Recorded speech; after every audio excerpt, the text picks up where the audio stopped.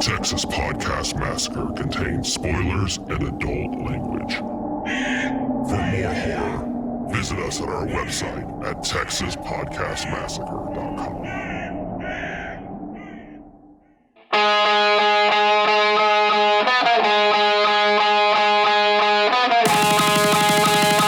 This is Texas Podcast Massacre.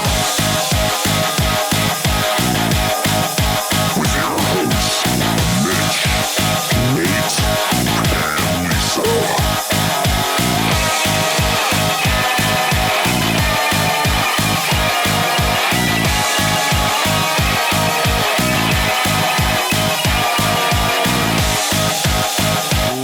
Welcome to another episode of Texas Podcast Massacre, coming to you from Houston, Texas. I'm your host, Mitch, and with me, as always, is my partner in crime. Yes, we're going to go with that. Nate. Nobody calls me that. Nobody calls. Don't call me a partner in crime in True Crime Month. How dare you, sir? You on the nose. Oh, man. And, of course, our unsuspecting victim, Lisa. I'm starting to think that the Zodiac killer is Thanos. You think it's Thanos? Why do you think Zodiac is Thanos? Because this entire movie is filled with MCU people. Yes, it is an Avengers prequel almost. Certainly. Is there just two? Three. There's two. There's three. Oh, there's three. Okay. Jake Gyllenhaal's also in the MCU. What's Jake Gyllenhaal in the MCU?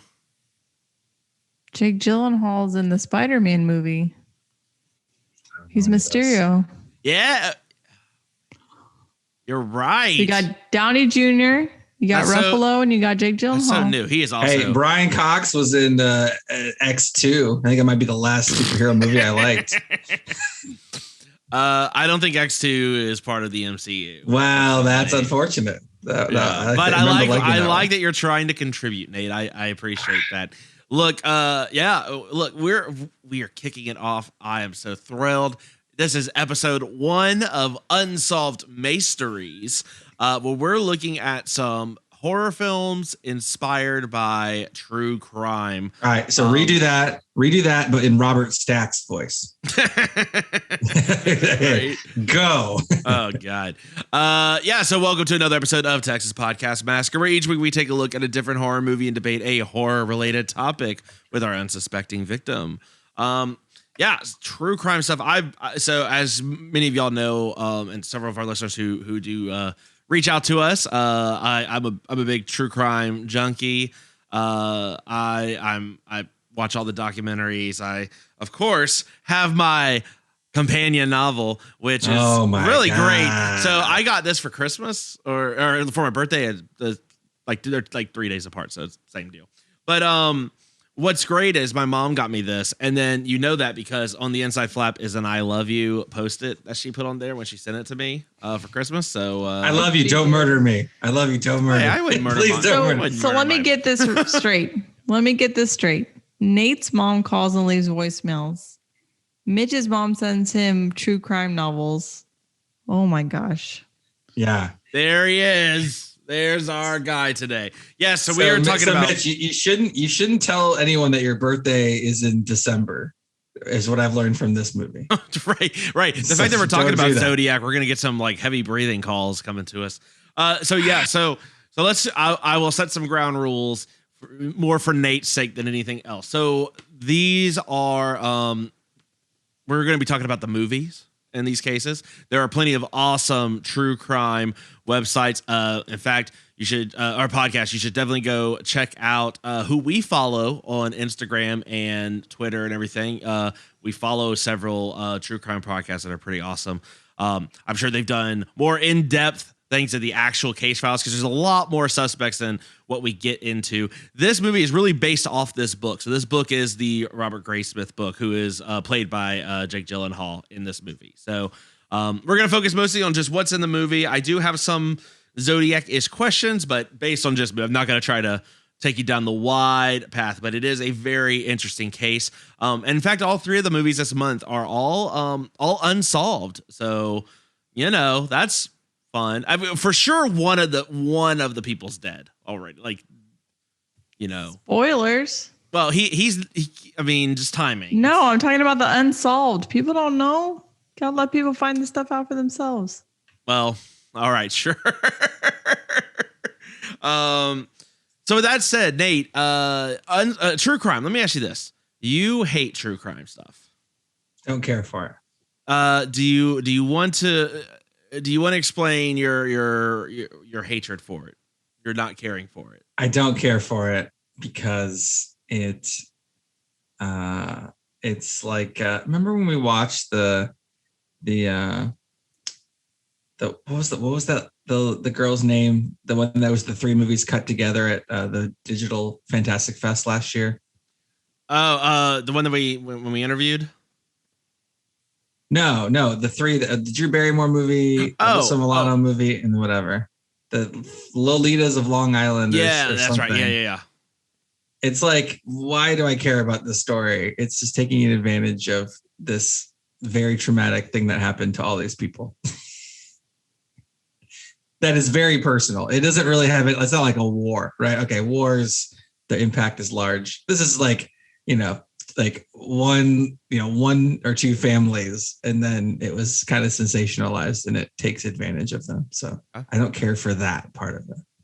I don't know why I brought Drew Barrymore, Alyssa Milano into this. You went down a weird road for that answer, but I really did. Fine. That's fine. As we'll find in this movie, it was called Triple Fisher. It was called Triple Fisher. Triple Fisher. That's right. God, it was so terrible that it wasn't bad. But when I was watching it, I just felt bad. I'm like, that person grew up, and now this is what everyone will know them as. They'll be Googled and they'll whatever. Yeah. I don't like that. You're just kind of like making people have enough crap, on the internet and getting doxxed and getting crap sent to them. Why do we need movies and all that stuff to dredge, or podcasts or whatever to dredge all that up?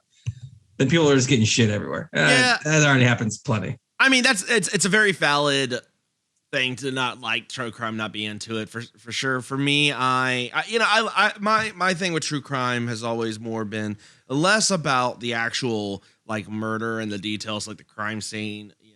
The same way, like I'm not really super into like super gory, like torture, porn type horror movies, right?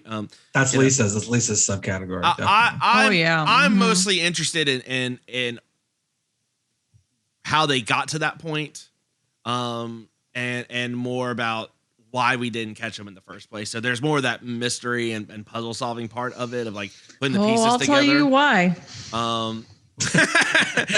Now, Lisa, let me ask you this. You've watched a lot of horror movies, and Nate, you can answer this as well, but I'll start with Lisa.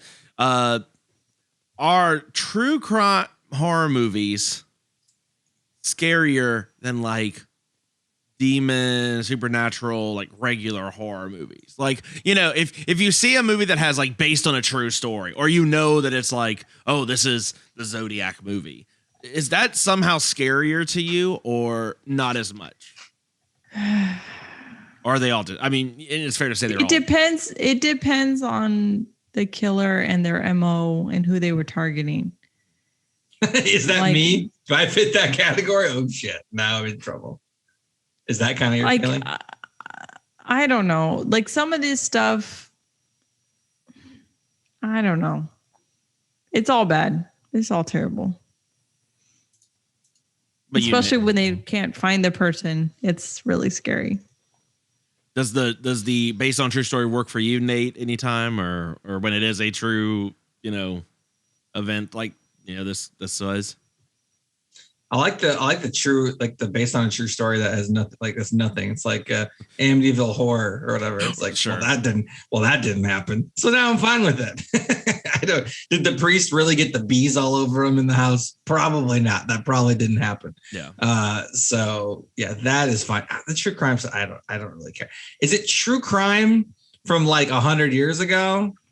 Okay, then maybe I'm more interested. The farther back you go, maybe the more interested I become. Maybe that's. But you're not. But it doesn't scare you. No, not more than anything else.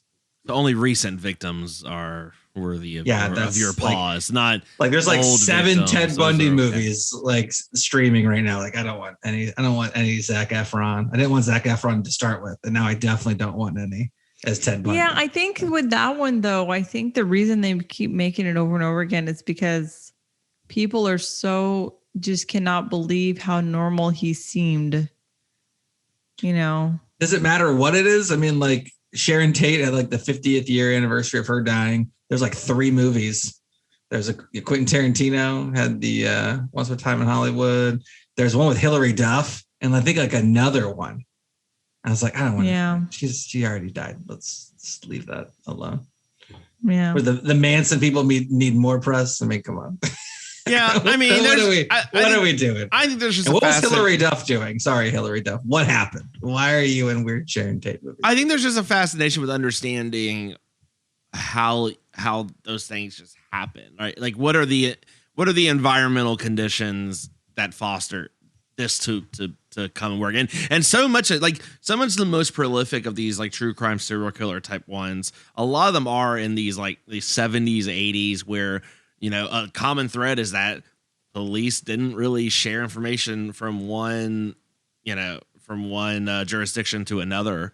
They just didn't have those things necessarily set up all the time. There's a lot more red tape, a lot more hiding stuff. So a lot of times these folks are getting away because they just go and do a crime in another different part. And so you never would connect all the stuff. It's interesting in that perspective. I think there is that. I'm sure there are people that are like really into like their specific MO and how they did the stuff. I don't really care about that. And we'll get into that with this movie because I think this movie does a very good job of not really going full into like all the different like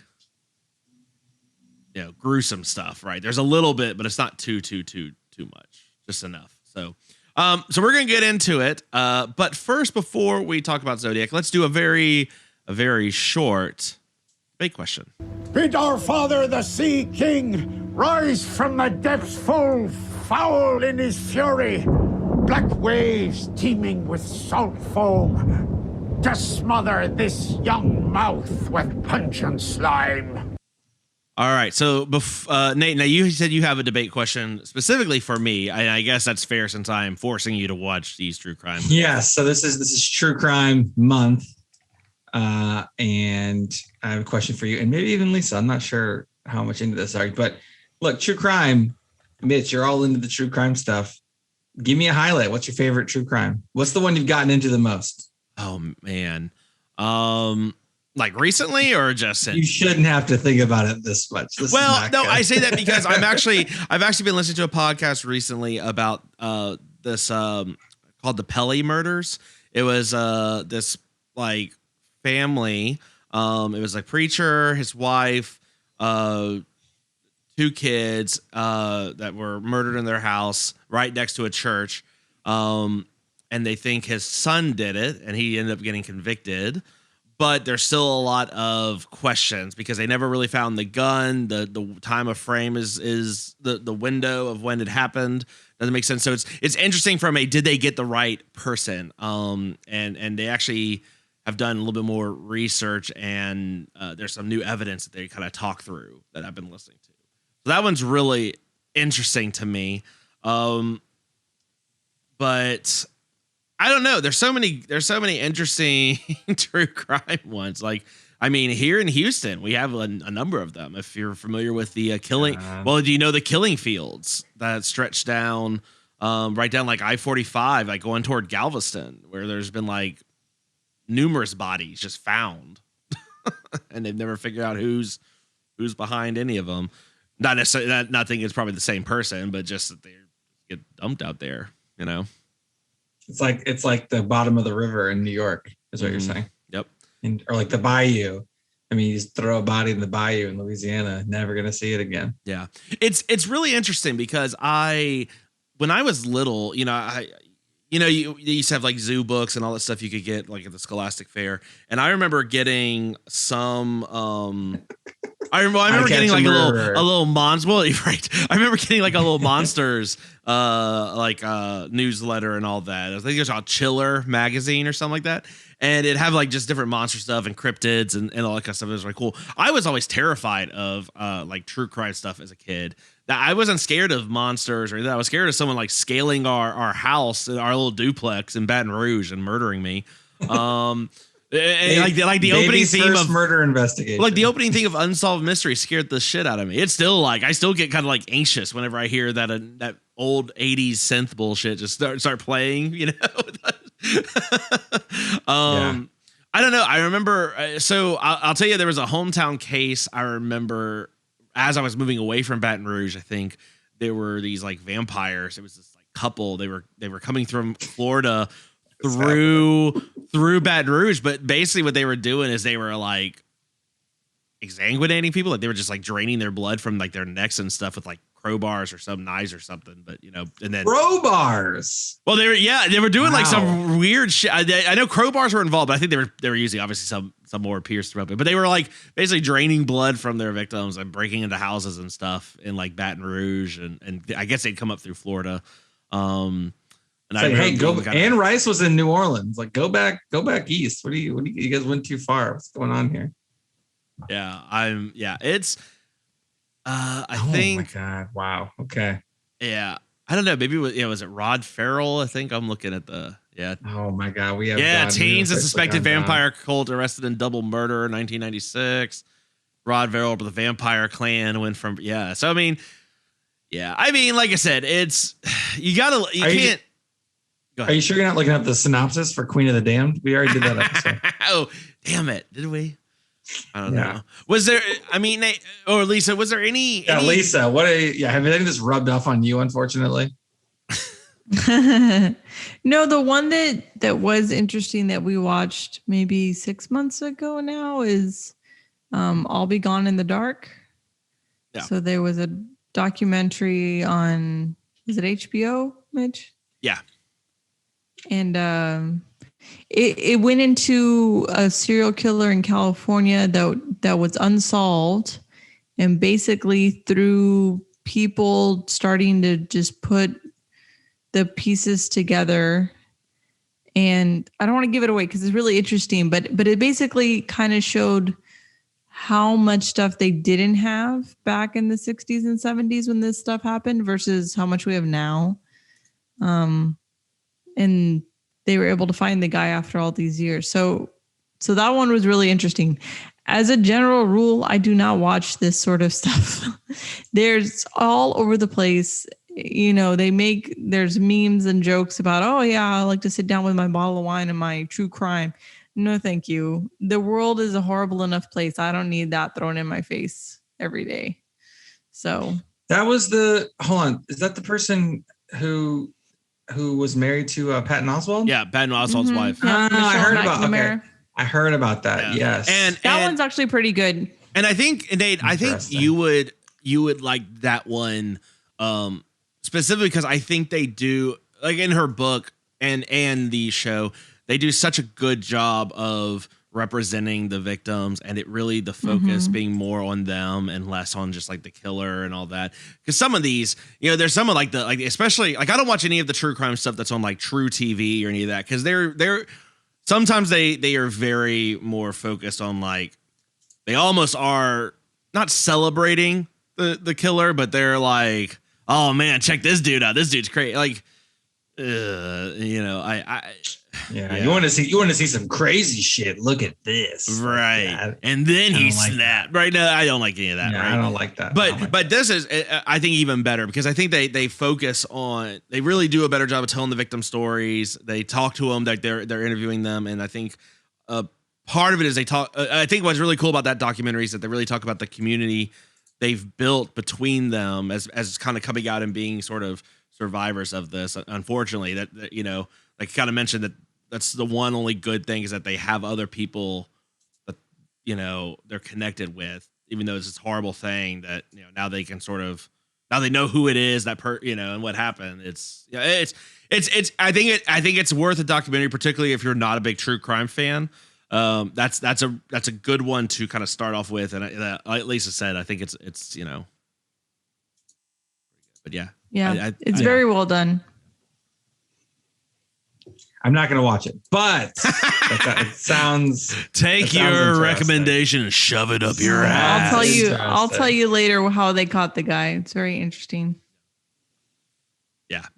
So okay, well there you go. So if you like true crime and you listen and you want to know, you want to talk about some true crime, we got one of our listeners sends us some messages on different ones they found out about, and I can always tell. So Nate and I, for those of you that do message us on our official accounts on social media, Nate and I both look at that pretty regularly. You can probably tell who's answering. You can usually tell who's answering. But yeah, anytime you said true crime stuff, I can always, if it goes on read and there's like no response, that's because Nate saw it and it's like, I'm not doing it. I'm going to leave that for me. I'm going to leave that for you. Leave that for me. So yeah, so feel free to reach out to me. We can talk true crime, share, talk different cases and stuff. I'm by no means like trying to be an armchair detective. I find this stuff kind of. But I think this guy's guilty. Oh, sorry. Well, so for the Pele murder, man, we got to talk about that afterwards. There is some stuff there. Y'all should check that stuff out. Lisa, sounds like a conversation you guys should have. That sounds awesome. Nope. Real quick, we do have one more voicemail. So let me play this voicemail for us real quick. Hey guys, it's Victor. 4 quick things. And by the way, loved the episode. It was great. So, Nate, pitch me Leprechaun versus Trolls. Okay, that's Lisa, easy. I think Lisa deserves every other month off, but she has to extend her contract by 30 more years. And Mitch, try to convert me to a Team Addict guy. And also, Ruby Riott would be my final girl. Okay, love you guys. Thanks. Bye. Aww. Okay, I like that one. So Nate, Ruby Riott is a wrestler. I think. Okay, what is that? I know. I'm very disoriented right now. Nate's like, I'm the one who knows all this shit. So now we've got 3 questions. Nate, let's go with you. So Leprechaun versus Trolls, the movie that only Nate would. Nate, you're already pre-ordered that Blu-ray, haven't you? Like you've already just Googled it to pre-order. If that was announced, first of all, that's gonna be a Vinegar Syndrome release for sure, and I would be all over it. So the story for Leprechaun versus Troll, which is great. The thing that sucks about Leprechaun is that they always have to do all these tricks to like frame him in certain ways with the camera because he's just so small. This you could get rid of that. Like you don't have to pull any Hobbit shit, right? We're like, oh, everyone's short and whatever, and like do camera work. All you have to do is just film everyone normally. So that's great. So that'll be perfect. I mean, I think Troll versus Leprechaun is pretty easy. It's kind of like a Sadako versus Kayako. It is a Leprechaun movie. Someone steals the gold. They're on the run. They are going from Salt Lake to somewhere. And they break down along the way with the trolls. It's the trolls fighting over the gold. Now there's a witch in Troll. There's Stonehenge. I feel like they would want the gold because it's also magic. Like, is there a way they can wish that when they become humans, they don't have some weird, terrible birthmark on their face? Lots of options for wishes from the trolls. So they would actually want the gold. It's a fight to the death. I mean, would I love to see a witch try to use corn to seduce a leprechaun? Yes, I would. And please make this movie. Thank you. It's called Trolls 4. What is it called? Trolls 4. I don't know. It's definitely Trolls 4. Someone help me with the title here. I don't know. Trolls 4. Well, I would have thought that you would have gone. The title is garbage. No. Lisa's not going to watch. It's Trolls 4. It ain't easy being green because they both do the green on both sides. Yes, that's it.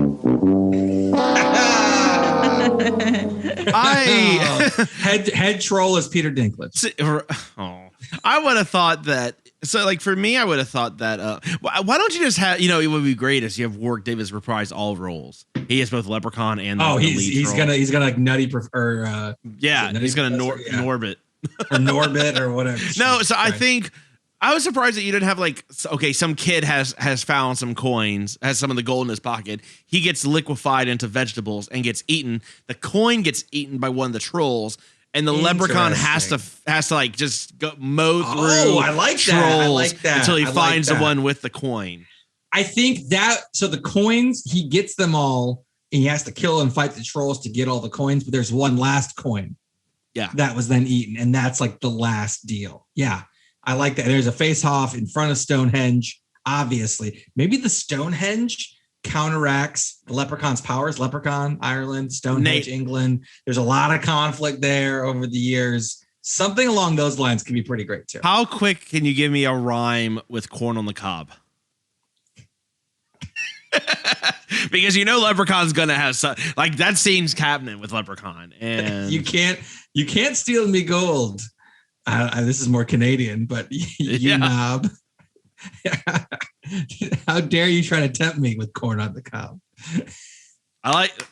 That was all right. That's all right. For being on the spot, give me like 30 more seconds. Maybe I come up with a better one. But that would be. I could not be more into that if I wanted to. So yes, please make that. All right, Lisa, New Line Cinema or whoever's got whoever owns it now. That still exists. I have no idea, but make that. Does someone own Trolls too? I figured this has got to be like public domain at this point. It's got to be. I got the Blu-ray. Someone's making money off it. I don't know who, but somebody. Gosh. Okay, so Lisa, do you like that idea? I mean, every other month off, but you have to extend your contract by 30 more years. I think. I love it. I'm actually okay with that. Okay, well, it's you know what? We're gonna have Harry Potter month, and then you know why? Because I was probably stuck for 30 more years anyway. So at least I get every other month off. But we're gonna do like a Harry Potter month, but it's the one you're not on. Like we'll just pick all the absolute worst. Come on, like now. torture porn month. Lisa's coming back. All right, here we go. It's Human Centipede-a-palooza. Like, all the Human Centipedes. Let's do a theme month where it's just rib cages coming out. Oh There's got to be one rib cage murder every movie. That's the one Lisa's got to get. So the last thing about converting you from team over to team ad. What can be said that hasn't already been said? I mean, so I mean, part of it's also going to depend on again why you are thinking that basements are better. If you're like Nate and you just like had one, that's. Sure. That's like saying, oh, well, I've never been stabbed by anybody. So, I mean, knives are cool, right? Like it's, just because it hadn't happened doesn't mean. Here's the thing. Let me ask you something. We've always talked about this in the realm of horror movies, but Nate, I think you'll agree that when we're talking true crime this month, and guess what? You think John Wayne Gacy, where did he hide all the bodies in his house? I don't know anything about and under the floorboard in the sub basement? Huh? Where there's an interesting place they're looking at here in the Zodiac movie we're going to talk about. Oh, they're looking for one of the few Californians with a basement. So real crime, real serial killers are clearly using the basement. Now, if you're a serial killer, I mean, if attics were the worst, why wouldn't they use the attic, Nate? Why wouldn't they? Bodies in the attic. No, you can't put them in the attic because the blood will drip. Yeah, what you do is you hide in the attic, do all your nefarious deeds there. Then when it's done, then the basement becomes. But then you're spreading DNA and other things all throughout the house. I mean, there's more places you have to go clean up. Clearly, you've never listened to a true crime podcast. There's just DNA matter everywhere. Evidence is everywhere, Nate. You would be caught after DNA. Once. Not attic. Yes. I mean, real folk using the basement for their murder stuff. So that's one. Man, I don't know. I just, Thank you for your heaven above, hell below. We got to spread all these voicemails out because the last episode 200, and first of all, what a downgrade. Episode 200 Troll 2. Now we got to do True Crime Month. Man, what a pendulum swing on this one. If you would like to, thanks so much. Thanks so much for your voicemail, Victor. Oh yeah. Yes, on Zodiac versus Troll 2, Nate. Zodiac versus Troll 2. This is I want a police procedural about like the Sheriff Gene Freak doing a troll-based investigation would be amazing. Oh my God. Sorry, Victor, thank you so much. Thank you so much for, I'm just going to plow along. Thank you so much for sending us the voicemail. If you would like to send us a voicemail it's open. You can call us at 346-246-3143. We do have a lot of international listeners. We will figure out how to get our Google Voice thing to accept. Yeah, I've had a couple people mention to make that. it. We have some more voicemails. We got to spread them out. Episode 200 was already 2 hours long. So yeah, we'll spread them out. Please keep calling. Yeah, we're gonna try to get to at least one voicemail an episode if we can. So if they ask for Hansel and Gretel or Gretel and Hansel, in the voicemail, does that count, or does it have to be a review? It has to be a review. I'm not watching that movie again. Guys, I implore you. I am not watching that movie anything less than like another 100 subscriber. I'll watch even sending people for Hansel and Gretel. That's where I'm at with Hansel and Gretel. Lisa's done more for less. Come on. I feel like that's just a slap in the face to Lisa. So you've watched more like movies for less people like actually asking for things. You've watched movies that you did not care for at all. Look, look. I'm not trying to contest that Lisa's a better person than me. We all know this. Okay, that's one way to go with it.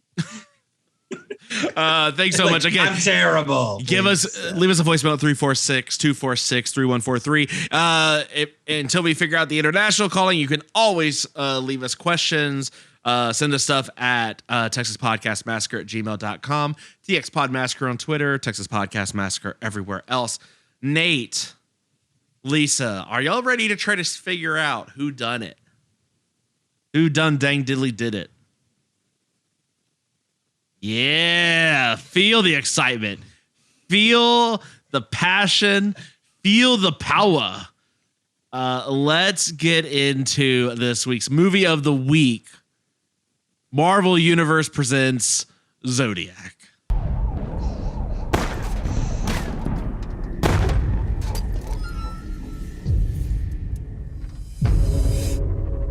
Dear editor, this is the murderer of the two teenagers last Christmas at Lake Herman and the girl on the 4th of July.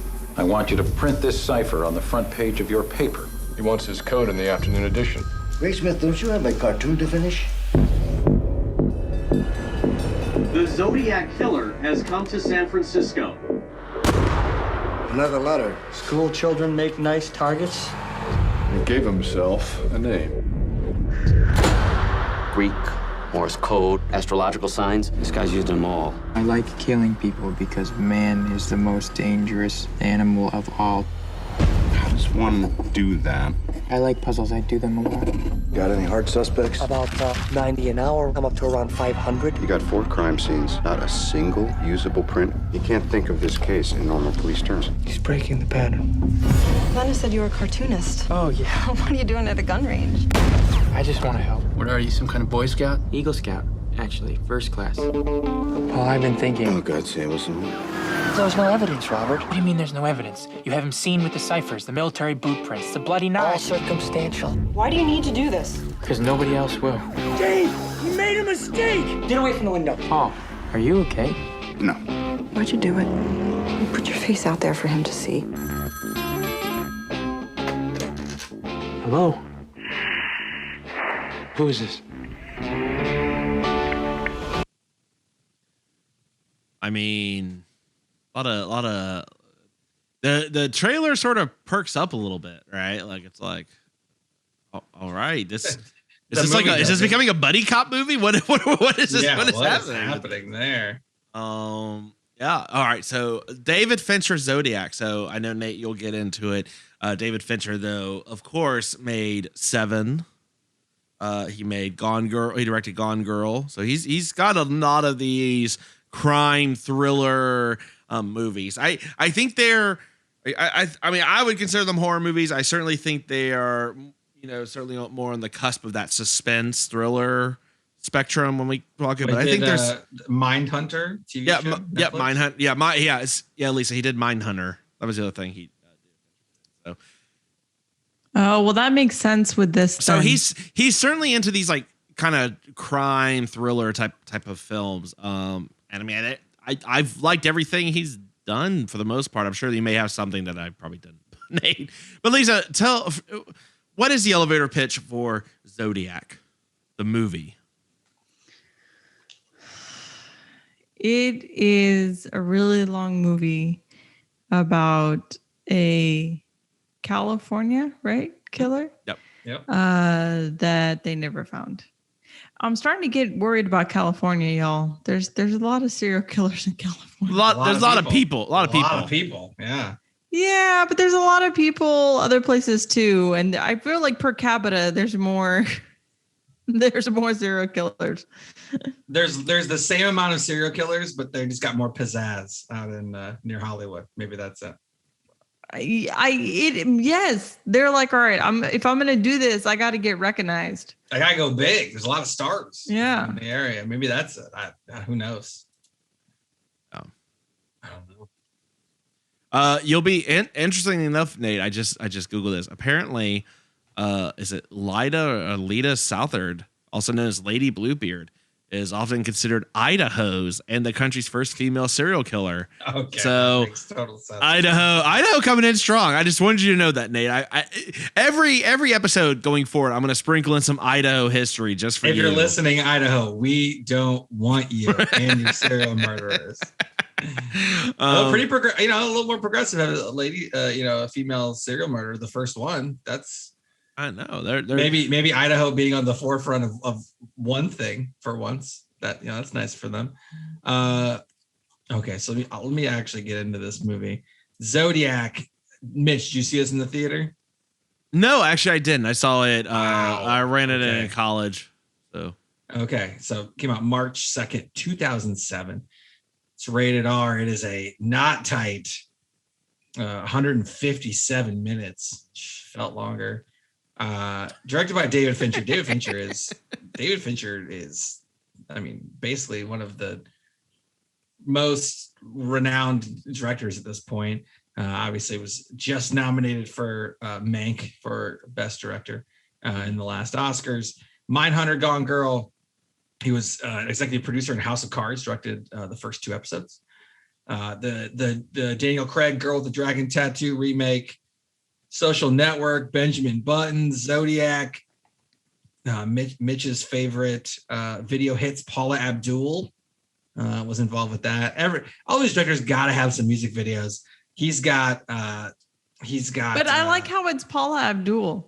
Oh, Paula Abdul, yeah. Whoa, you want to pick one of the most upbeat, Yeah, but he did a Perfect Circle's Judith. I know. I was gonna say he did Perfect Circle's Judith. Oh, now you got Mitch's attention. He did. You had my curiosity, and now you got my attention. Yeah, he did Madonna's Bad Girl.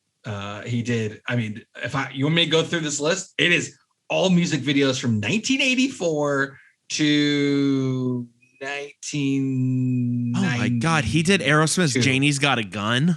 Yes, Woo! He did everything. Paula Abdul, obviously all over the place. Madonna, Express Yourself. Paula Abdul, straight up, it's a classic Paula Abdul song. Steve Winwood. We got Sting. We got Patrick Swayze's hit song, She's Like the Wind. That's right, Patrick Swayze had a music video and a very brief music career. Kind of Eddie Murphy-esque, except it didn't have Rick James involved, just David Fincher apparently. Loverboy, Eddie Money. First video was Rick Springfield, Bop Till You Drop, the classic Rick Springfield song. Christopher Cross. Oh man, The Outfield, not their hit Your Love, the non-hit Every Time You Cry. He had a lot of like the non-hits for kind of one-hit wonders in this list. A very old Roy Orbison, a couple of Billy Idol songs, Iggy Pop, all over the place. Then he comes out in 1992 to do Alien 3, which is a very divisive film in which the director's cut is supposedly vastly superior to the theatrical cut. Then you got some more. You got Madonna. You got Michael Jackson. You have a Coca-Cola Blade Runner commercial, that's the thing that I said. That's interesting. Yep. So you got that, and then you got 7, and then once 7 hits, then you got The Game, and then you got Fight Club, and then you throw in A Perfect Circle in there. Then you got Panic Room, and then Zodiac. I mean, basically every movie he's done. Oh my gosh! I didn't realize this was a banger. Yeah, that guy. Yeah, I mean, The Game is spectacular. Fight Club, I don't like nearly as much as I did when it came out, but that well-regarded movie. Panic Room, it's pretty good. Zodiac, we'll get to that. Benjamin Button, I like. Social Network was very good. Girl with Dragon Tattoo is pretty good. Gone Girl. Is Zodiac the most mainstream movie we've ever done? I don't feel like we've ever had a move. Well, like, I don't feel like we've ever had a movie that was done by a director that did so many blockbuster hits. I can look, but this is definitely up there. I mean, he's one of the bigger directors just in general right now, and has been for about almost like 30 years, at least 25 years for sure. I mean, the director of Jack Frost is pretty big, right?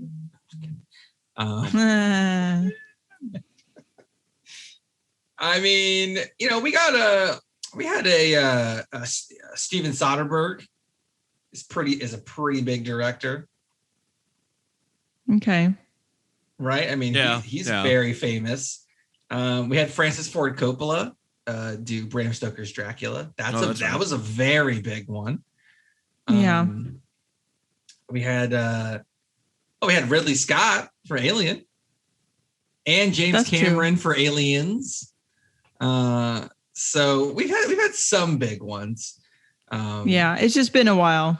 We've watched so many crappy movies lately that I just forgot. We had Brian De Palma, who's done some huge ones. John Carpenter. Oh, we got all kinds of huge ones. Alfred Hitchcock. Okay, Nate, I was wrong. Move on.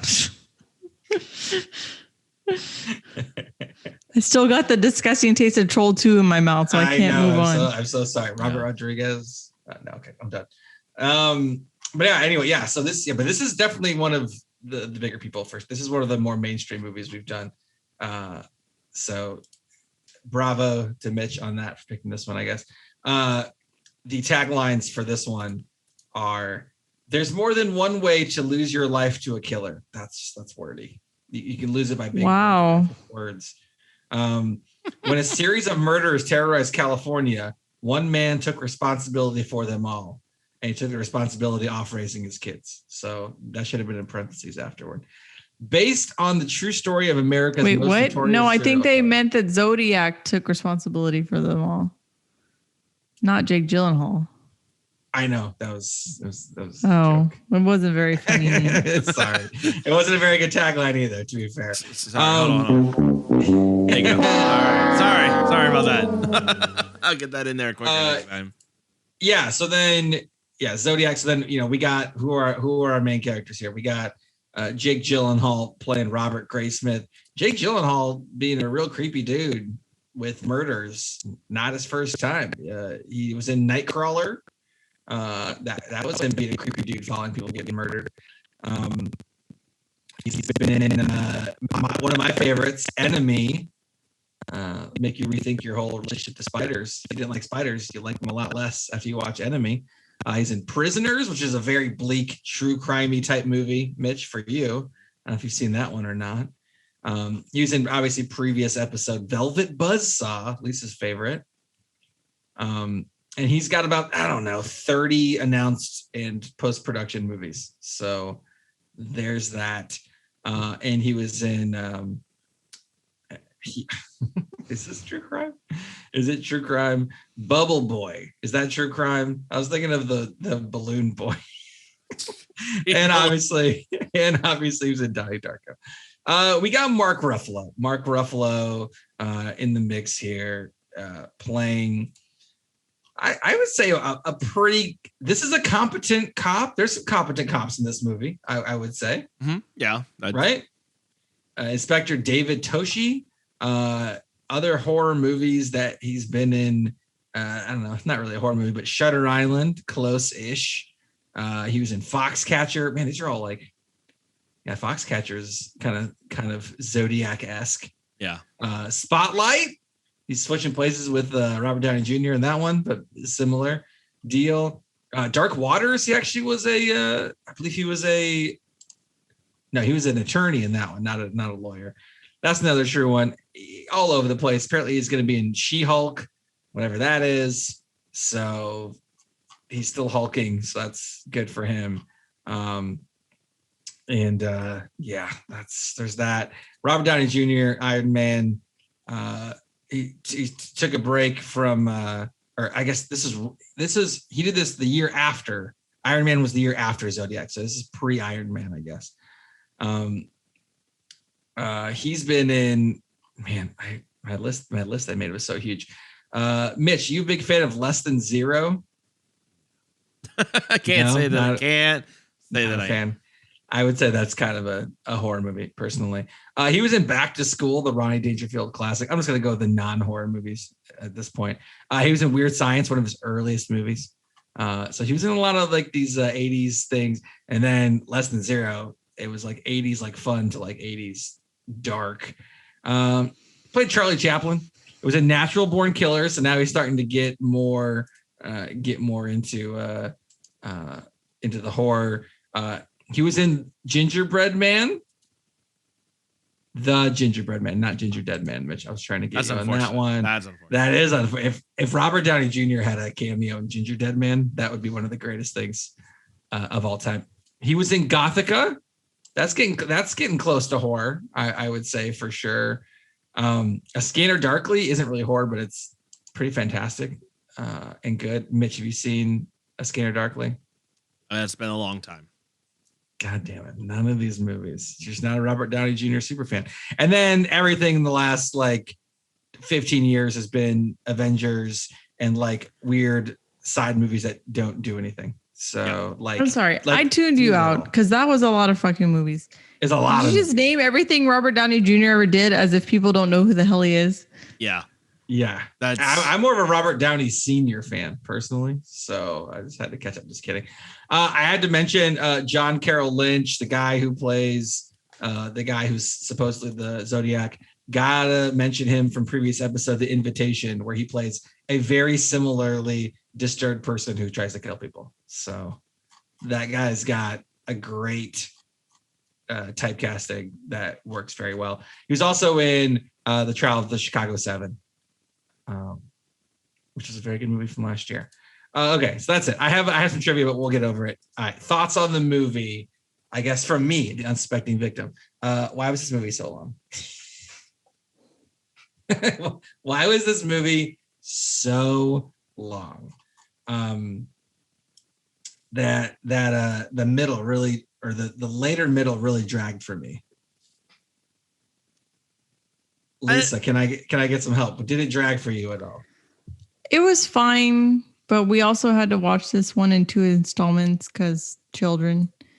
So maybe it should have been a miniseries instead of a movie. I don't know, but I didn't think they went overly excessive in the details or anything. It's a confusing case. Like there's a lot to it. There's a lot of stuff that happens. There's a lot of back and forth. It's not a clean cut kind of thing. So it was long, but they had to get into the nuances of why and why not. Can you imagine like your work, like you have a really tough problem that takes a really long time to fix. No one wants to see that movie. That's how I feel about some of these cop movies. It's like, I get this really tough case and everything's good. Like, that's your job. I don't know what to tell you. I don't know. That's how I felt during part of deal with it. It's like, isn't this your job? I don't understand. Yeah. I don't know. Anyway. All right, Mitch, how much did you love this on a scale of 1 to a zillion? So funnily enough, when I first saw it, when I first watched it in college, I don't know that I liked it as much. At the time, I hadn't really read the book or anything. I thought it was going to be a different movie than I think it ended up being. This time around, I really actually enjoyed it quite a bit. I thought it did a very good job of portraying, what's basically in the book, in his book. And so I think if you are I think for the more true crime fan, that can be a potential issue because I think there are some folks that don't necessarily agree with the final assertion that we'll get to in at the book of who they think is the Zodiac. It's definitely written from Robert Graysmith's sort of perspective, because again, he's had numerous books that he's written about this stuff and had a lot of the actual, his hands on the actual material. I didn't know there were more than one. He wrote a couple. The one that I was holding up. I mean, and that's the one this is the one they show in the actual movie. This is the main one, but they have like Zodiac Unmasked, I think, is another one. I think where he talks through some more stuff. But there's a whole bunch of like there's I think 6 whole or 7 other different favorite like suspects for it that the movie doesn't even really talk to. And part of that's because David Fincher didn't want to talk about anything, didn't want to show anything where they didn't have any of the like survivors or anyone where he could get actual like any kind of accurate statements. So he excluded all of that out. And so it follows the book very well. But overall though, the acting's great. I didn't mind the pacing so much. I could have probably been a little bit shorter, but I think there's a lot of, it is very confusing. And I mean, again, they're spending a lot of time really focusing on minute details like handwriting comparison. Like this is for a movie that is about handwriting comparisons and trying to figure out if ambidextrous people write differently. I thought it's still pretty exciting. We get it. I don't know. I after you say handwriting, I mean, man, this is normally not me. I'm usually like, oh yeah, give me all the details. Man, this was brutal. The handwriting. But I think that's because there's a subject you don't care about. It was so much fucking handwriting. What? I don't want to hear every permutation about what ambidextrous. Yeah, but that's all they had at these scenes, man. Is just these letters that he kept sending. That's part of it. I mean, you can mention handwriting. I would even say 15 times, but once you go past 15 times, man, I don't know. I really lose interest. So David Fincher, Lisa, in case you were wondering, David Fincher, they researched this 18 months before they made this movie. So he is all in. He's all in on the trip. Oh yeah. Action. They hired a private investigator to find the guy who survived and interview him. They did? Yes. And this is why I hate this shit. This guy's like, stop trying to get away from it. I never want to think about this ever again. He literally left. He's like, I don't know. I don't want to. That's the guy. I don't know if you guys are One Tree Hill fans, but that guy was Mouth in One Tree Hill who got murdered. So nice cameo. Nice One Tree Hill cameo there. Really? That's where you're going to say it from? It's Minkus, isn't it? It's Minkus from Boy Meets World. I don't care about that. No, but anyway, yeah, I mean, yeah, they really did their research on this. I mean, they at one point there's the scene. I might as well get into the deaths because, like you said, Mitch, they only did the death scenes where they had kind of eyewitness kind of testimony to say exactly kind of what happened or get the idea. They flew in trees to that lake. Those trees were gone, and the trees had been there before, and they flew the trees back in. I mean, David Fincher was very into making sure it looked exactly the same. Yeah, the outfits they're wearing were exactly what was on what they were wearing. It's crazy. Mitch is flipping through the book. Well, because I wanted to bring up. Yeah, I mean, so this movie only really shows, I think, 3 of the actual murders, or at least one of them that there was an attempted murder. But I mean, up until then, there's several confirmed. Like I think there are about 6 or 7 that are confirmed Zodiac kills. In fact, the very first opening murder scene is the second murder. So yeah, they only went where there's only survivors, which only happened at 3. Yeah, what did you think about this opening? Because the opening, it's a good. I mean, it's a good like horror, like oh shit type of opening for this type of film. What y'all think? It was good. It was fine. It was definitely like a, what the hell are y'all doing? Mm-hmm. Seeing that car go, I was like, just Just leave. Why are you even going to hide? Just leave. If I was like at Lookout Point and people were like harassing me with like fireworks, then I would just leave before the serial murders come. The fireworks come first, then the serial murders. Everyone knows. Everyone knows that's the order of it. Everyone knows it. That's why you stay off. That's why you stay off the streets at New Year's in Texas. Apparently, set off fireworks on New Year's. I forgot to mention this is part of the Naterian collection for you, Mitch. I got it. It was like $4, so that's how much I was willing to put into a true crime movie. Was it the Zodiac? I couldn't. There was a glare. There was a huge glare. Oh, sorry, huge glare. Yes, it's Zodiac. Sorry, it's Zodiac. Well, I'm feeling better about this movie's chances with your final. Yeah, we'll see. Anyway, anyway, yeah, this is the director's cut, so it's even longer. So anyway, the kills I think are fine. I mean, I liked the makeout kill better in the Thanksgiving trailer than I did in this one, but that's okay. But it was good. That was good. And then the one by the lake. That was brutal. That one was definitely the worst one by far. And then the other one was a cab driver got shot. I mean, obviously these all suck and they actually happened, but the knife stabbing by tied up at the lake was by far the worst one. I think of all of his murders, his confirmed, that's the worst one too, in terms of just the whole setup, everything. That's exactly how. That's exactly how it's described in the book, from his statement. So yeah, I mean, he perfectly recreated how it was described. Which is pretty chilling. Yeah, I mean, this movie. But because in the book it says why he survived, right?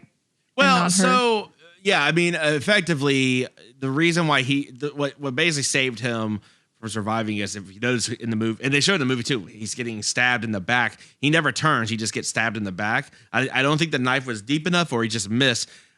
The reason why she died was because she turned over on her side trying to roll away, which basically opened up more of her organs to where he could stab her. I'm gonna stop making the stab motion on video. Yeah, please. But you subscribe on YouTube. You get to enjoy that. I get that.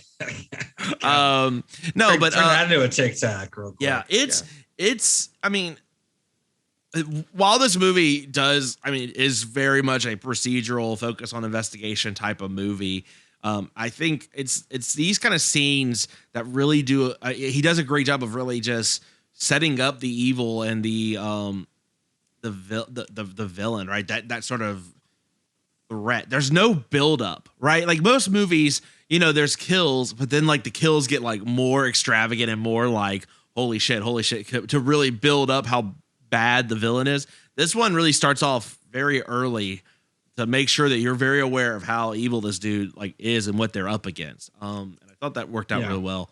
I mean, it makes it easy when it's based on real life, right? I think it's, I don't know. I mean, so let's talk about so we've got two different groups, right? We've got the police, which is Mark Ruffalo's group, and we've got the journalists, which is Robert Graysmith and Paul Avery. What did y'all think about just the dynamic between the two and how those scenes sort of played out together? I guess I didn't realize. So Robert Downey Jr. was the crime reporter, and I guess that's true that they'll just call the police station and be like, "Hey, so did this happen? Did that happen?" So that was interesting to me. But yeah, I don't know. I guess Paul Avery kind of, and rightly so, kind of lost it once Zodiac started targeting him directly. But it was interesting, the dynamic. And it was also interesting because they kept getting letters sent to the newspaper, and yet this secretary just keeps opening them and touching them. And I'm like, don't do that. Oh. No one used gloves. No one used gloves in this fucking movie. Ever. when they're searching, I know this is way later on, but when they're searching the trailer and he's like, I got a gun and a gun and a gun, and he's just pulling the guns out with his bare hands. I was like, why are you doing that? Like, I'll give the newspaper lady a pass, right? Like, I get it. You're not after the third or fourth letter. Sure. Too many. The police officer handling the gun, just like no gloves, nothing, just like, yep, here it is. Yikes. All they were talking about was fingerprints and handwriting. Come on, at least get half of it right. Can you get half of it right for me? Do the fingerprint part at least. The handwriting was just a total waste of time forever. Do part of it right. Yeah, I mean, this movie, I mean, this is a big budget film. It's made between 65 and 85 million, made 85 in the box office. So not really a profitable movie by any stretch. No. But he got a big cast and it was critically renowned. So going for it. It was Bong Joon-ho. Hard to make a lot of money on a movie that's 2 hours and 37 minutes, unless it's like an Avengers movie or something, which is kind of what they did. But this is the first one. Then they realized, hey, we got to add more aliens, and then all of a sudden, to the moon. So let me just this, because there's a lot of this movie. It's going to end up being just us rehashing the case. Let me ask you this. Nate, you kind of mentioned that this movie's sort of dragging. Talk to me about, at what point do you feel this movie sort of drags a little bit? You mentioned it's kind of in toward the later middle. So the first quarter of this movie is really setting up all the actual kills. It's setting up the ciphers, the letters. So there's a lot kind of happening, and there's a lot of energy, which is kind of true in a lot of true crime sort of things. There's a lot of activity early on, and then as they are unable to solve cases, it starts kind of slowing down a little bit, right? I would say probably when they mentioned going to the library like 5 straight times was probably around the time that. I mean, I get it. There's a library, great, but man, you just got hitting that library hard.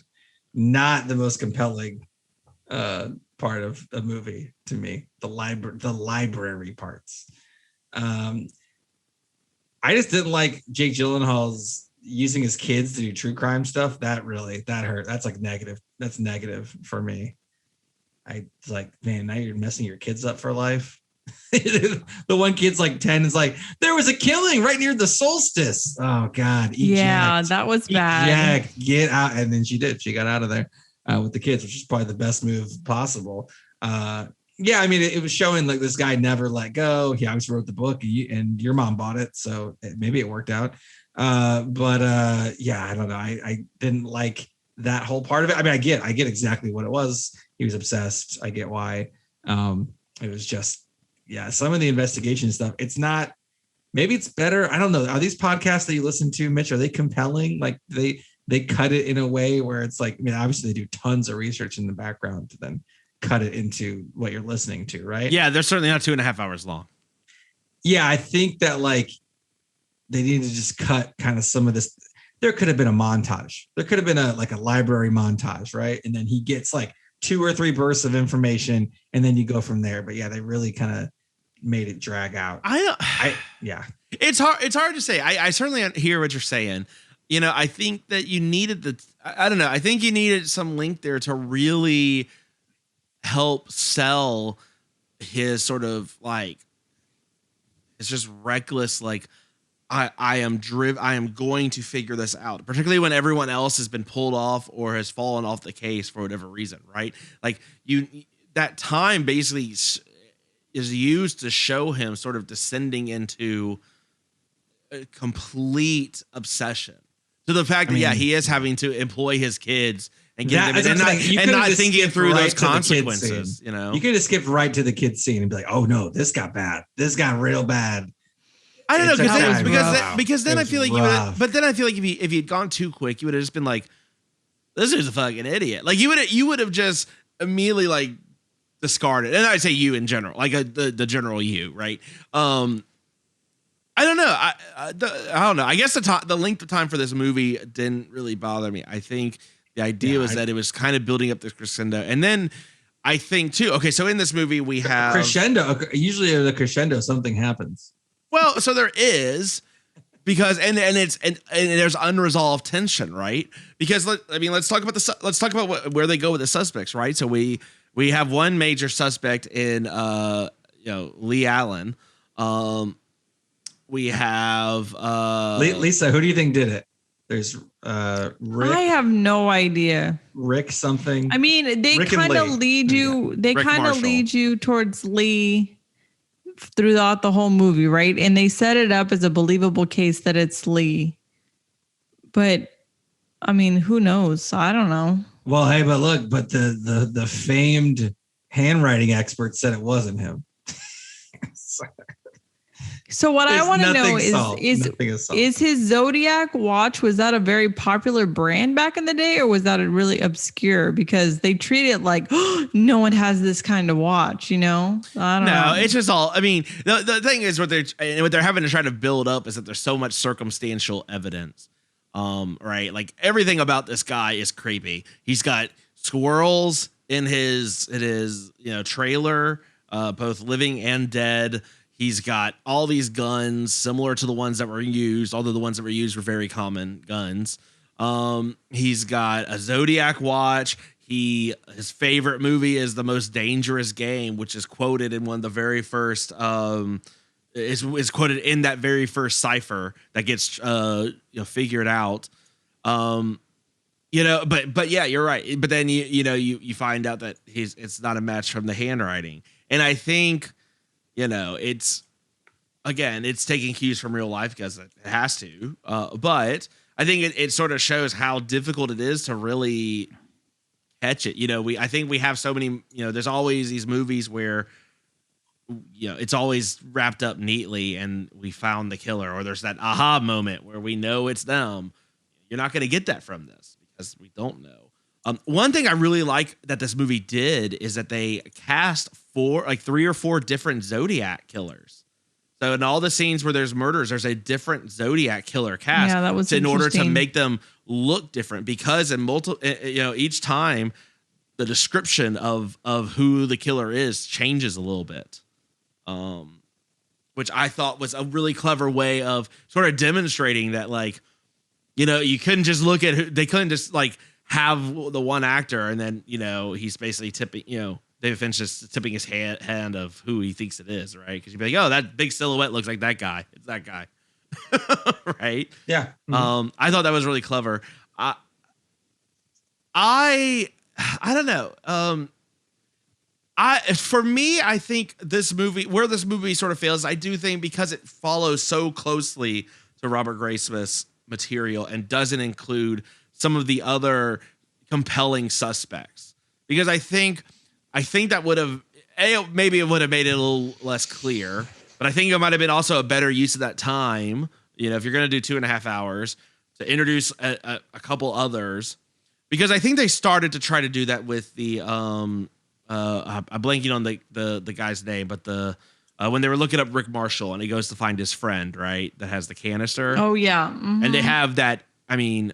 Terrifying scene in the basement, Nate.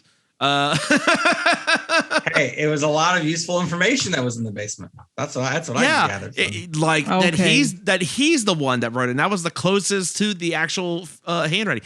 They show that in the movie, and then they sort of just drop it. You don't really hear anything else about it, or there's no other. Even though he's terrified that, oh crap, is this Zodiac? Did I walk into a trap? I don't know. I feel like there should have been more of some of the other avenues presented as well. It doesn't have any basements. Never follow a person you don't know to their secluded house, I think would be my first. Also, stop going places alone. Robert Downey Jr. went alone. Jake Gyllenhaal. It's because they were all to show they were all desperate, to do this, which I came across, but. Holy shit! Hey Nate, you want to come? You want to come to my? I've got this new Blu-ray I've been wanting to show you, but I left it at my cabin in the woods, 20 miles from where any phone or cell service is. You want to come? I mean, I know you already, so. But not if you're gonna ask Nate? That way. You're asking that way. I'm definitely gonna think. Let me show you some of my favorite true crime stuff, Nate. In this. Oh no, I gotta watch the kids. I can't come. I like. He's like, okay. He's just like, cool, yeah, let's do it. Can I just say this? Handwriting experts are bullshit. Can I just say that? Fuck. I really just hate handwriting experts now. Maybe this movie really got me against them. It did not. Man, I don't know. Say we will. We used to have a segment each movie, like how incompetent were the cops. I think in this one they come across pretty well. It's just like you said, the integration in the cops wasn't very good. It was the local cops not necessarily doing the best, but at least they kept everything, right? So other people. Yeah, but that's one of the things that comes up in some other ones around this time is they didn't talk to each other. Like even when he started talking to Jake Gyllenhaal and he was talking about, he brought up something with the other murders. She goes, well, that's not my murders. I'm not here to solve those murders. So I really don't care. It's like, but if you think it's a serial killer, shouldn't we look at all of this together? So that also came up on that I'll Be Gone in the Dark because the killer was kind of spread out. And so they never talked to each other. And they had stuff like, it wasn't until Jake Gyllenhaal went back and he's like, well, this said this in that file at Vallejo. And he's like, oh, it did? So I don't know. That was really annoying. And the telefax, well, we don't have a telefax. I'll send it to you in the mail. Yeah. It's crazy. Yeah. But the thing is, the Zodiac killer is the mailman. Oh my God. Dun, dun, dun. Dun, dun, dun. I don't know. I'll say, I mean, what'd you think about that scene with the basement? Because that's one of my favorite scenes in this movie. Particularly, he's sitting there and it's just creepy. I mean, Jake Gyllenhaal is just selling that he is scared to death and just wants to run the hell away. And I think it's when he's done and he just stands there and he just turns off the light that's right over his head and he just goes into darkness. That is a genuinely scary scene in this movie, particularly if you don't know anything about the case. Yeah, I was not thrilled with it. And the fact, Jake just runs to the door and he gets there and the door is locked. And then he's just like right behind him in the creepiest manner possible. Like, that's creep city. Like he is not at all, like he has to recognize that he's like terrified and he is at no point like trying to be like, dude, are you okay? Do you want me to, like, it's fine. I'm not, like he's not trying to cover me. He's like, let me get that door for you. I don't know, Nate. Did you like that scene? What'd you think about that whole even exchange? It's, that guy was creepy as shit, but it's just like another dead end, like whatever. It's like, okay. But that's kind of the moral of the story. I mean, yeah, we're getting towards the end of the movie here, but I mean, they never figured it out. There's some, that to me is the creepiest thing of all is that they never figured it out. So how much of this, let me ask you this. So, I mean, this is an Unsolved movie. And this is going to be different. So each of the 3 movies for Unsolved May-Steries is a bit different. So this one is the more true crime thriller-esque one. The other ones are a little bit more definite in terms of who they're going to present, who they either think there is, or it's a little closer to a traditional horror film. Yeah. Do you find that this movie, like, we'll get into your specific ratings here soon, but as you think about this movie in terms of its merits and how good it is, is your frustration of the sort of the dead ends, the general just overview of the whole investigation and how it went down, is that impacting your view of the quality of the film? Like, is the case itself impacting the quality of the film, or is it something else? The quality of the film is very high.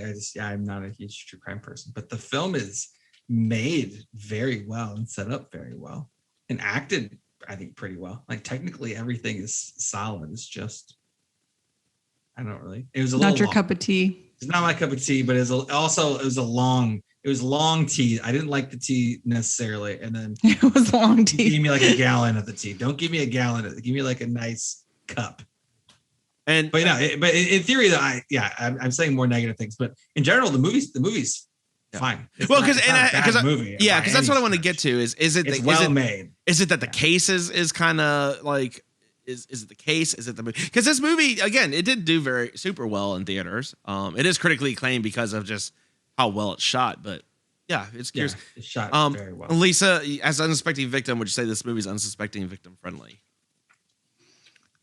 It depends what you're scared of. If serial killers scare you, hell no. If unsolved crimes scare you, like it scared Mitch as a young child, hell no. It's not overly gory necessarily, but yeah, the murder scene on the lake is really rough. Yep. So, I don't know. It just depends what you can take. So I think the last thing I want to talk about this movie with both of y'all. So this movie sort of ends back suggesting that Lee is the killer, right? Because he knew one of the early victims, and there's a whole thing about how, the killer had to have known one of the early victims just because of the stalking and some other particular circumstances around that case. Although that what's I think complicates that a little bit is that murder is not necessarily portrayed in the movie, so you're sort of having to hear people kind of talk about it without really sort of seeing it, and I don't know if that really hurts it. No, it was. I thought that one was. That's the very first murder. When they're talking about Darlene or whatever. Okay, maybe I was getting my notes mixed up. You're probably right. Because I was very confused. Because that is one thing. Is the movie can get very confusing in terms of trying to remember which victim is which and who survived and who did this and that. But at the very beginning, the couple in the car and she died and he didn't.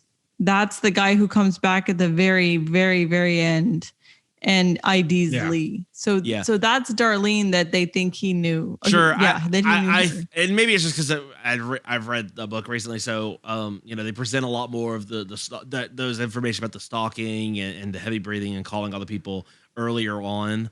So that might have helped because you find that out kind of later and it's just kind of thrown at you. And like, wait, what? It's a difficult movie to portray and get you without you having to just really kind of be paying attention and have like a notepad with you while you're doing it. Mm-hmm. But so they settle on Lee sort of. I mean, that's who Robert Graysmith to this day believes is the Zodiac. That's his guy, and he has not wavered on that. And so you had that last scene of them just sort of like eyeballing each other. That's kind of that was awkward and weird. Did that really happen? No. No. Okay. That was a liberty. I think that part was just to demonstrate that's who he thought. And what did you think about that final ending? I mean, do y'all, based on what the movie shows, do you think that's it? Do you think it's Lee? I don't know, and I only don't know because you're right. There's probably so many other people they were looking at, but they didn't go through them in the movie. So when the entire movie is leading you to think it's Lee, it's like, well, okay, then that's your guy. The sad thing is, if they had had any sort of DNA samples from the letters and been able to get anything from him, they may have been able to confirm it one way or the other. But and I think they tried to hit on some of the things that make why Zodiac so compelling. The fact that he was claiming so many murders that were happening, but you don't really talk about them. There were a lot of murders. They just were never really confirmed that they were his, but he took credit for them. There were a lot more letters. There were a lot of just stuff. I mean, you kind of got really the early stuff that's certainly confirmed. And I think that's fine. I don't know. They sort of just kind of in that middle. And I think that's probably contributes to the slogging part of it for Nate, maybe, is a lot of that stuff is just sort of thrown at you as exposition. And they kind of make a small reference to how much stuff they had, because when Jake Gyllenhaal goes to do his research, he's like, oh yeah, there's 2 rooms full of boxes. So, I mean, it wasn't like, oh, we only had a few things. They had probably way too much information that just got everything muddled. Let me go spend 5 hours reading this instead of tucking my kids into bed. Sounds great. Well, he really neglects these kids. He did also, Robert Graysmith. Okay, but you notice in the end, when they're talking about his life, they're like, he had a good relationship with his kids. All right, he made it right. Yeah. Although once they start sending him the royalty checks from this book, then all of a sudden they maybe have a really great relationship. So weird.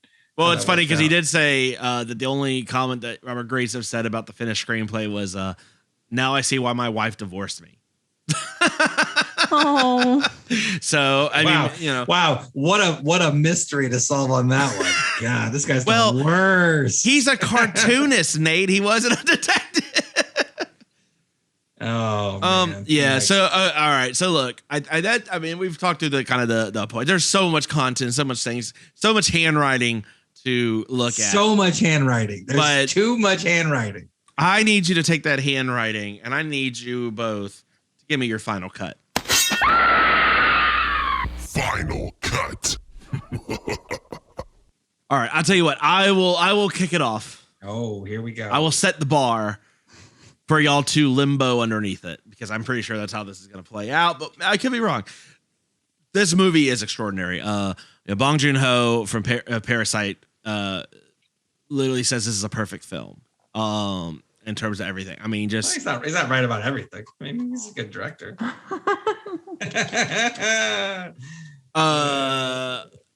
Yeah, I mean, this movie is great. It is. I like it. I the length of time doesn't bother me. Could it be a little shorter? Sure, but it's not. It doesn't totally overstay its welcome. There are some things I wish they kind of did a little bit differently to help sort of fit it together a little bit better, and to I don't know, sort of help. Not. I think there's a little bit too much exposition in the middle that makes it feel kind of boggy. But then again, he wasn't. As far as we know, we don't know which. Don't worry, the original cut was like 3 hours and 7 minutes. So I could have got even more. I'm sure. I think I'd heard something that he had because he wanted to make sure it wouldn't be too long. He was telling all the actors to talk faster. That's not a recipe for a not good great. film. Not you don't have subtitles or nothing. Yeah. Yes. But I mean, this is an all-star cast, so you can't say the acting was poor in this movie. I mean, the acting's perfect. If you're a true crime. Acting is very fantastic. What are you talking about? Okay, it's pretty good. Nate, this is my final cut. You can. Sorry. You can trash this isn't the debate. We're past the debate. This is the final cut in my review. I think the acting is superb in this movie. I think so much of this movie is just well done. It's what you would expect from David Fincher.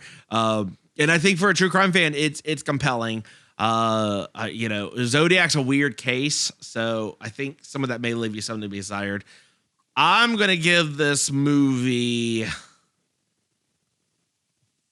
I'm gonna say it is a 7 out of 10. Whoa, that seems low for you. Cryptic layers, because I do think that I think my problem is that the source material is so kind of one-sided with the Robert Graysmith version of this case, and didn't include enough of some of the other avenues and other things. And I think, Wouldn't it have just been like 4 hours long though? Is that maybe why? No, I think it was just a conscious choice, just to only do things that he had sort of like physical, well-known evidence, but didn't want to introduce some of these other threads to kind of explain like why there was so much like, I don't know, uncertainty around a lot of things. It was just kind of like, how this handwriting doesn't match. Well, shit. Well, that's our guy though.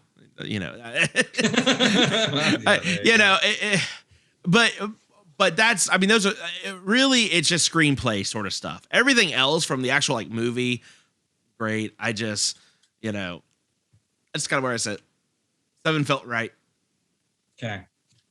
Okay. You know Nate. what? You want Nate to go next? All right, Nate. Drop the hammer. Nah, this movie, I thought you were gonna rate it higher. Jeez. So this movie, hey, if you got Paramount Plus, Nate's gonna say 7 too, isn't he? No. I like 7. 7 is better than this if I had to pick David Fincher movies. But yeah. If you have Paramount Plus, you can stream this. So I forgot to mention that. So Paramount Plus, there you go. Acting's pretty solid, technically well-made film. It did minimal for me. I don't like true crime stuff. So, and I think there's a lot better true crime things. So you mentioned Bong Joon-ho. He did a movie about a serial killer thing that was unsolved in Korea called Memories of Murder, which I think is a way better movie than this. So I highly recommend watching that one. And I think you would like that one, Mitch, quite a bit. Probably. You should definitely watch that. I also watched a fictional version of that from a movie earlier this year, Denzel Washington, Rami Malek in The Little Things, which is kind of similar to this, but even like slower paced. I actually kind of like that better than this. too. But that's a good triple feature for sure. I'm gonna give this. Man, this is really. If I look back at the movies I've given a 5, I can't even imagine how much worse they'll be than this. But I gotta just give it a 5. There's gonna be a lot of this month, Mitch. I'm so sorry. There's gonna be so a lot of Ricks. They're just not my jam. But 5 isn't that bad. It's all right. Most people don't like Yeah. Jack Frost, so I think I rated Jack Frost higher than this movie, and I will 100% stick by that. It just sounds like to me, Nate, and tell me if I'm wrong. I mean, it sounds like to me, Nate, the problem with this movie is really the case. If David Fincher, it's the entire if David content Fincher, of the movie. It's the entire content of the movie. If David Fincher had done one about a different serial killer, maybe better. Sure, maybe. I think if it was a fictional, you would have liked it better. If it was a fictional one, I would have liked it better. Or maybe if we knew who it was, right? Like maybe if David Fincher had done Ted Bundy, would that have? No, he just doesn't like the real stuff. The open-ended nature of it is actually, I don't mind that. That Little Things movie, like I mentioned, that I like a little better than this. That one's open-ended also. The Memories of Murder one's open-ended too. It's just, I don't know. No, that's fine. I'm not trying to crap on your review. I'm genuinely just trying to understand kind of where you came from with it. So another thing I've realized is that I'm not into procedurals. So that's a you mean you don't watch Nothing But Criminal Minds and Law and Order SVU? I can't stand those. And now I'm seeing, as we're talking this, now I'm seeing the link. I don't like procedurals and I don't like true crime. So it's really a credit to how well the film was made that it even got a 5, because I do not care for like any of those, like Law and Order, whatever. I can't stand the procedurals either. So this is really hitting all the boxes for me. All right. Well, Lisa, bring us home. Where are you giving Zodiac? I don't know. I actually didn't think Nate was going to rate it that high. That was surprising. I mean, it's very well made. And I didn't think Mitch was going to rate it that low. So, wow, now I'm really stuck. I don't know what to do. You know what? I'm going to come in right in the middle. I'm going to give it a 6. I liked it. I have had to watch some horrible, horrible garbage for this podcast. Too. Horrible garbage. Okay. This was really good by comparison. I may even bump it up to a 7 because it was really well made. It was not horrible garbage. It was interesting. It had a lot of actors I really like. It was really cool to see like Robert Downey Jr., Mark Ruffalo, and Jake Gyllenhaal interact. I didn't realize they had already been in a movie together. That was really interesting. Yeah, forget it. I'm bumping it up to a 7. But what would have really given it even more of a true crime feel is that at some point in the movie, they look at one of the Zodiac killers' handwriting things and then put it in a side mirror of a truck and realize that it said Goblin. Would that have made it any better? It's Goblin spelled backwards. What if the Zodiac killer was a goblin? Think about it. Honestly, and this has got nothing to do with the movie, so it's not really fair. But if it was not unsolved, I probably would have rated it higher. But the unsolved thing always, I don't like it. And I get that it happens all the time. It's not. It makes it more scary to me. One thing I forgot to mention, and what I thought initially was gross, but it wasn't gross. There was a movie in 1971, Zodiac Killer, still out there, still prominent. They made a movie called The Zodiac Killer in 1971. That's the one they're watching in the theater, right? No, that was Dirty Harry. That's the Clint Eastwood movie. That was roughly based on. Oh, okay. Because he does mention it in the movie. He's like, they already made a movie of it, man. Yeah, it was like they changed it a little bit, but it was very inspired by, for sure. Although that guy gets murdered at the end of that one. That's like a 50-year-old movie, so I'm okay with that. But Zodiac Killer 1971, they made the movie. The director said, of course, AGFA, the American Genre Film Archive, released that, of course, on Blu-ray. I will not be getting it. But apparently they used it as a kind of an elaborate, they use it as an elaborate plot to catch the Zodiac killer. They had like a people write cards like, I think the Zodiac killer kills because whatever, and then they had someone grabbing the cards for handwriting analysis. Again, the handwriting analysis strikes back. You can't escape the handwriting. And they thought that maybe the killer would have, you know, a huge compulsion to see themselves on the big screen or something, so they might even attend the premiere or attend the movie. Interesting. In the early things, apparently, but I, you know, who knows about that? But we're not going to watch that one for the podcast unless someone gives a 5-star review in Apple Podcasts. So please don't do that. But yes, there's that. There was the Zodiac Rapist, which is a pornographic horror film from the same year. So that's something. There was Zodiac, a movie that came out in 2005 about the Zodiac killer. There was The Curse of the Zodiac from 2007 from Lionsgate. There's been quite a few Zodiac, not as much as like Amityville movies or anything like that, but Zodiac has gotten a few movies as well. So I'm assuming, Mitch, we could do separate reviews on those at a future time. I don't know. Zodiac is truthfully not one of my top like. Oh man. Ones. Okay. Have they made movies about your top ones, or were you just picking like the highlights for this month? There was some that you're still. I'm picking movies. I picked movies that were unsolved, and I thought that were also going to be ones that you might enjoy better. I was actually trying to pick movies that I thought you might enjoy better. There's a lot of other ones that you would not care for. I'd almost want those. Can we switch it up? Can I have one of those? Maybe. Well, look, next week we're going to change it up. Next week we're going more graphic novel, as we're going to talk about From Hell. So we're going to jolly old England. Talk about who was Jack the Ripper. There's a lot Who did it better, Johnny Depp's English accent or Keanu Reeves' English accent? Ooh. You be the judge. That's, you know, in either way, the English language was slain. Nate, where can they find us? You can find us, as always, at TX Pod Massacre on Twitter, Texas Podcast Massacre, Instagram, and Facebook. TexasPodcastMassacre@gmail.com. Give us a 5-star review for Gretel and Hansel on Apple Podcasts, and we will watch it. Backup movie, Human Centipede. We have our phone line that you can call in on. Give us some more voicemails. They are awesome, and we love that. And I think the voicemails are just giving Lisa the ability to live on this podcast. I mean, all the positive mentions on voicemails we might get that 30-year contract. So please keep those coming, and so we can see that. And then next week we got From Hell, Unsolved May-Steries continues. Please send help. More true crime is coming my way. No help for you this month, Nate. There's no help.